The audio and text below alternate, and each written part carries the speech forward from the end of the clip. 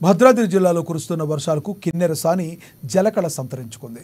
2 రోజులుగా ఎగువ కురుస్తున్న వర్షాలకు పాల్వంచ కిన్నెరసాని జలాశయానికి భారీగా వరద నీరు చేరుతుంది. ఈ నేపథ్యంలో డ్యాం పూర్తి సామర్థ్యం 407 కాగా ప్రస్తుతం 402.90 అడుగులకు చేరింది. దీంతో అధికారులు గత రాత్రి 10 గంటలకు డ్యాం 3 గేట్లు ఎత్తి 12,000 క్యూసెక్ల వరద నీరు దిగువ విడుదల చేశారు. కిన్నెరసాని పరివాహక ప్రాంత ప్రజలు అప్రమత్తంగా ఉండాలని అధికారులు సూచించారు.